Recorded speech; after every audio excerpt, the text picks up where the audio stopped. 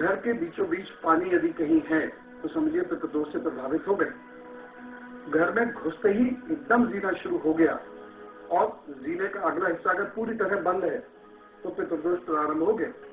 जैसे होता है ना, घर में हम घुसे, छोटा गेट है, गेट खोला, इधर जीना जाता, इधर अंदर चले गए, कोई बात नहीं। लेकिन कुछ घर होते हैं जब हम घर में घुसे, दरवाजा बंद किया तो हमारा सड़क से बिल्कुल रास्ता बंद हो गया, एकदम बिजली भी बंद हो गई और फिर एक जीना ऊपर गया, एक जीना सीधा गया। ये पितृदोष पैदा करेगा परिवार के अंदर।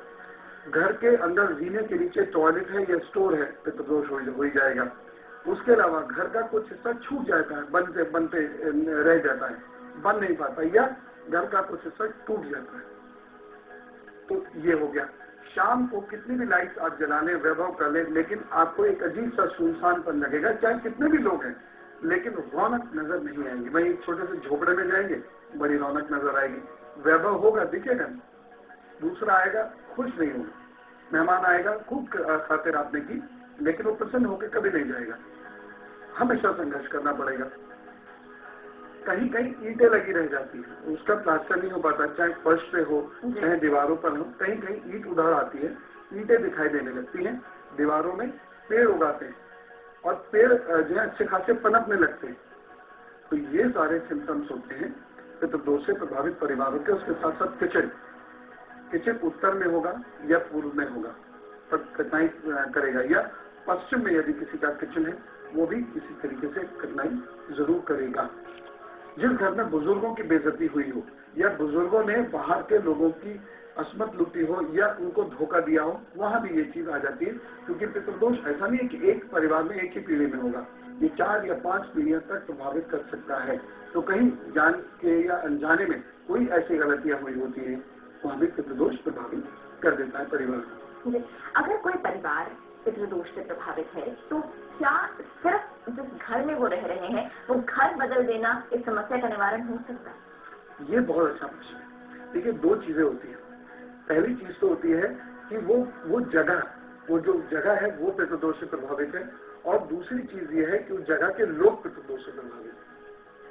नहीं, यहाँ वो बनेगा ना जिसमें हू करके आवाजें गूंजती हैं, भूतिया महल, वो सब बात नहीं हो रही है। सिंपल बात, एक तो जगह का वास्तु प्रभावित हो गया, उसने बृहस्पति को, राहु को, शुक्र को खराब कर दिया। दूसरी चीज ये हो जाती है कि वो जगह के लोग जिन पे पीढ़ी दर पीढ़ी चला रहे हैं।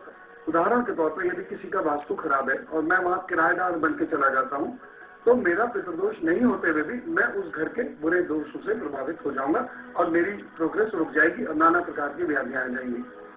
तो ये 2 चीजें हैं। तो परिवार, अगर केवल बिल्डिंग में प्रॉब्लम है लेकिन बिल्डिंग के लोग बहुत अच्छे हैं, उनको समय से चीजें मिल रही हैं, थोड़ा संघर्ष जरूर बढ़ गया है, थोड़े कुतर वितर जरूर बढ़ गए हैं, तब कोई बात नहीं, आप बिल्डिंग चेंज कर दीजिए, अपना घर चेंज कर दीजिए, आपको लाभ मिलेगा। लेकिन यदि परिवार में ये चीजें आ गई, कुतर परिवार में हो रहा है, विवाह नहीं हो पा रहे हैं, वंश सिमटता चला जा रहा है, संघर्ष बढ़ रहे हैं, बीमारियां बहुत पनप रही हैं, घर के बुजुर्ग को कुछ असाध्य रोग हो रहे हैं, तो परिवार में ही है ये। तब आप बिल्डिंग कहीं भी बदलें, आप जहाँ जाएंगे तो दोष आ जाएंगे। और ये तो काफी आसानी से जाना भी जा सकता है। अगर आप किसी नए मकान में शिफ्ट हुए हैं और वहां पर इस तरह से सिलसिलेवार प्रॉब्लम शुरू होती है, तो इसका मतलब कि वो बिल्डिंग का दोष है। लेकिन अगर ये चला ही आ रहा है काफी अरसे से आपके परिवार के साथ में, तो ये पितृदोष परिवार को है। अब अगर ये जान लिया कि पितृदोष से प्रभावित परिवार है, क्योंकि हम यहाँ बात बच्चों की कर रहे हैं, अगर कोई नया बच्चा वहाँ जन्म लेता है या कोई छोटा बच्चा है, किस तरह से उसका ख्याल रखा जाए? पितृदोष से संबंधित मैंने अक्सर कई चीजें बताई है। आज एक नई चीज बताता हूँ, क्योंकि बच्चों की बात है, वो बड़ों पर उतनी लागू नहीं होती। आज बच्चों की बात चुकी है और सच में इस दोष से प्रभावित जगहों को मैंने देखा है और मेरे दिल में उनके लिए बहुत ज्यादा सिंपैथी, इसलिए विशेष तौर से बताता हूँ। जिस घर में पितृदोष से प्रभावित बच्चा हो, ये जो परिवार पितृदोष से प्रभावित हो, वो सिर्फ 3 चीजें पकड़ ले: बृहस्पति ग्रह, गुरु और गाय।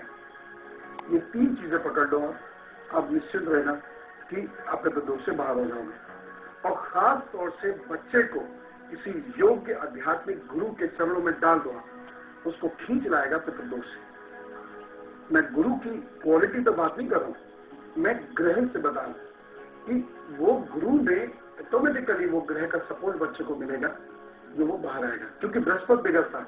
और यदि बृहस्पति सही हो जाए तो चीजें अपने आप लाइन पे आने लगती है। बच्चे को उसका ध्यान, मैं बच्चों के बड़ों की बात नहीं करता, सिर्फ बच्चों की बातें हो रही हैं। अगर ऐसा कोई गुरु मिल जाए और सबसे चीज बच्चा उसकी बात माने। बच्चे बात भी तो नहीं मानते ना, वो तो गुरु और चोटी लटका के वैसे मजाक से उड़ा देते हैं। तो बच्चे बात माने, उनके पास बैठे, चीजों को समझे, तो गुरु उनको फिर दोष से बाहर निकाल आएगा। हाँ, वक्त लगेगा, वक्त जरूर लगेगा इसमें, ये साल 2 साल 3 साल में होने वाली चीज नहीं है, लेकिन शनय जैसे जैसे उम्र बढ़ेगी आप उससे बाहर आए। तो उधर बृहस्पति ग्रह की पूजा कीजिए, ओम ग्राम ग्रीम ग्रोम सह गुरुवे नमः।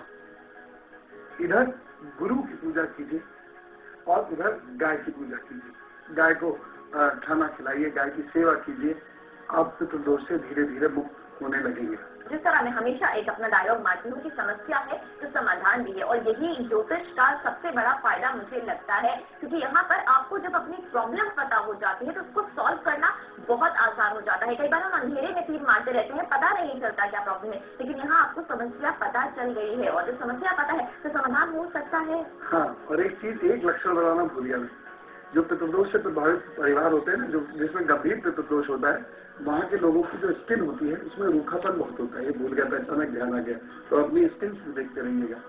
चलिए, फिर एक और तरीका पता चल गया, आप अपनी स्किन देख लीजिए। पर अगर आपको पता है